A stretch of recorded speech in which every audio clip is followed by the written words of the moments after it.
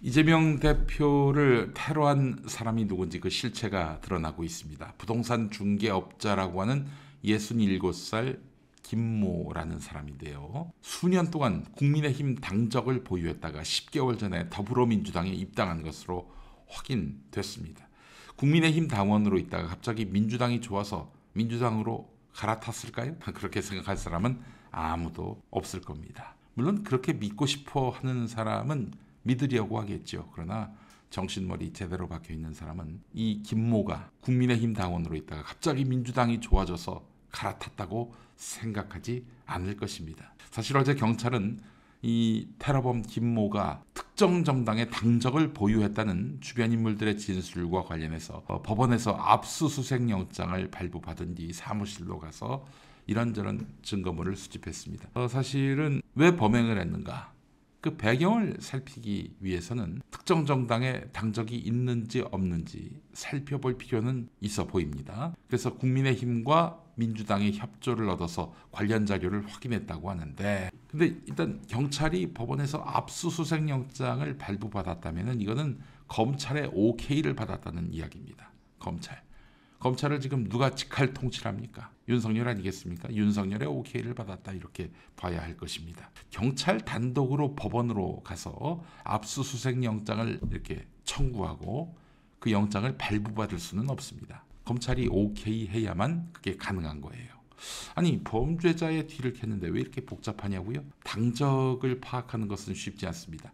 언제든 그 당을 탄압하려는 사람들이 그 당의 당원들에게 불이익을 주려고 할 경우, 이거는 우리 정당민주주의의 중대한 그런 위협 아니겠습니까? 그렇기 때문에 그 사람이 당원인지 아닌지, 특정 당의 당원인지 아닌지 이거를 쉽게 알려주지 않습니다. 사실 정당법 24조를 보면은 법원이 재판상 요구하거나 선거관리위원회가 당원에 관한 사항을 확인하는 경우를 빼놓고는 함부로 열람하게 해주지 않습니다. 범죄 수사를 위한 당원 명부 조사에서도 법원이 발부하는 영장이 있어야만 이렇게 열람할 수가 있는 거예요. 이 사람이 아무개당 당원인지.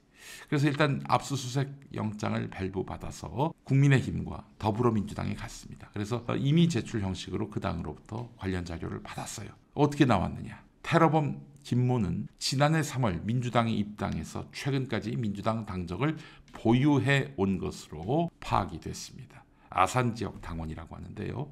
사실 제가 그제쯤 이런저런 경로를 통해서 취재를 해봤는데 아산 지역 당원이었는데 활동을 전혀 안 했다고 합니다.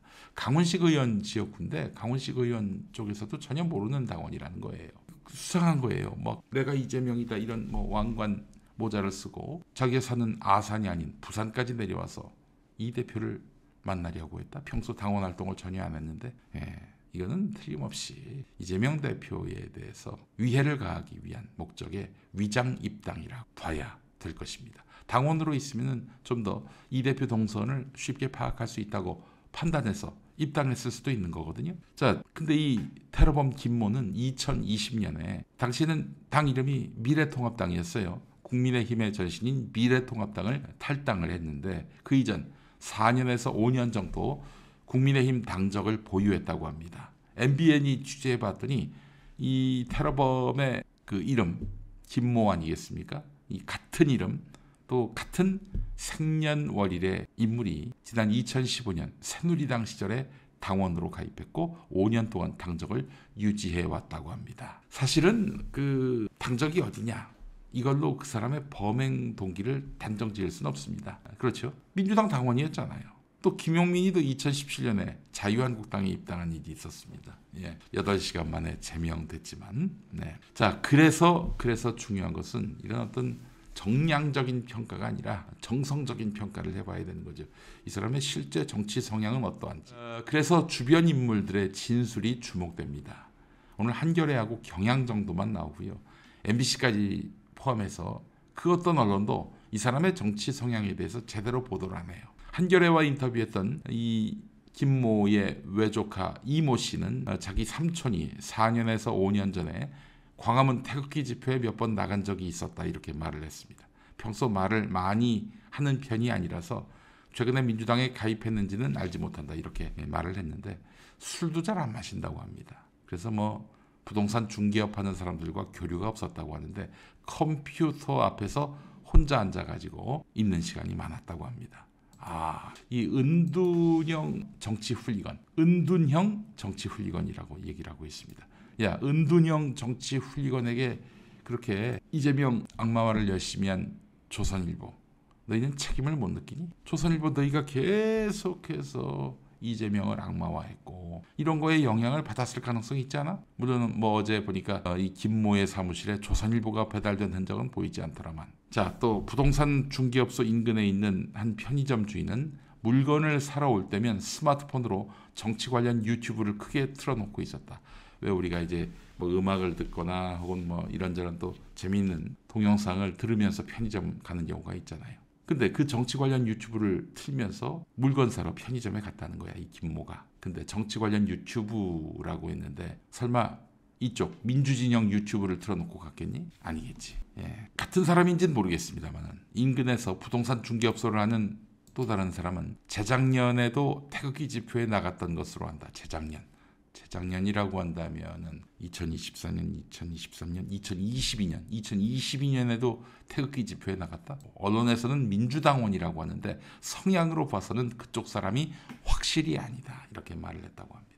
또 다른 부동산 중개업자는 예전에는 보수 쪽에서 활동을 했는데 최근 들어서 민주당원이 됐다는 사실을 건너서 들었다. 이렇게 이야기했다고 합니다. 김모의 그 사무실에 배달된 신문 중에 조선일보가 없다고 말씀드렸는데 보니까 문화일보, 한국경제가 있습니다. 문화일보 잘 아시죠? 문화일보는 박민희, 지금 KBS 사장인데 박민희 문화일보 출신입니다.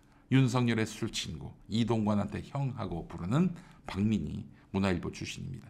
사무실 책상에 문화일보가 올려져 있었어요. 살색 찌라시 문화일보.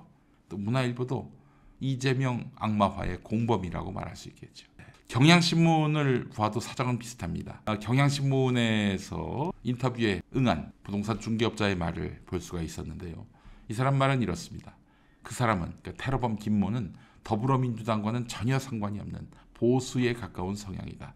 일부에서 이 김모가 민주당원이었다고 말하고 있는데 이는 잘못된 얘기다. 이렇게 이야기했습니다. 사실 민주당원은 맞아요.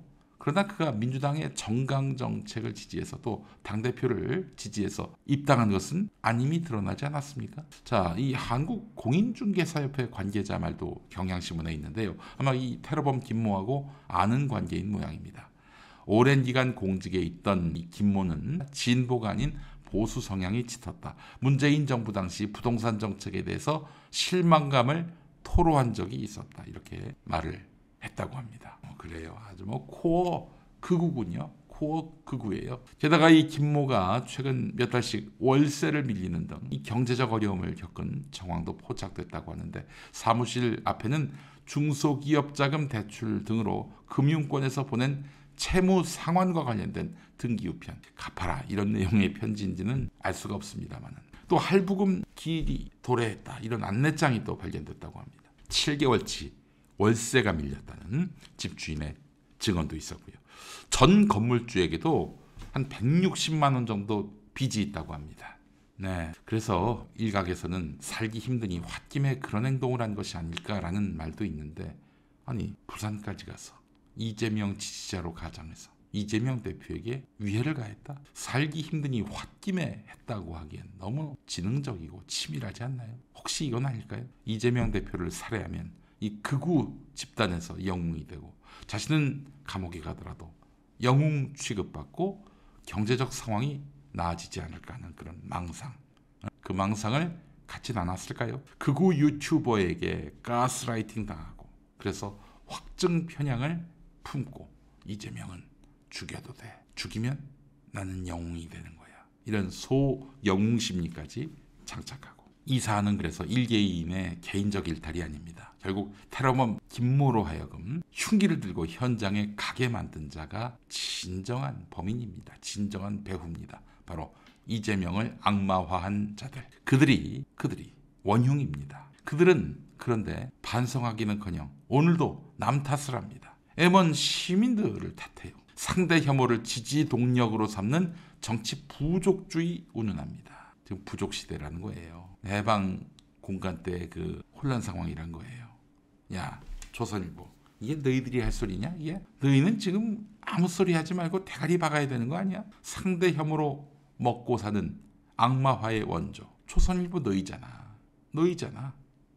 자, 이 조선일보는 또 조선일보를 필두로 한 이런 악마화의 주구들은 어제도 오늘도 아마 내일도 이렇게 남 탓을 하면서 남에게 책임을 전가하면서 계속 자신은 심판자로 남으려 했고 앞으로도 남으려 할 것입니다. 자, 그는 극우였습니다.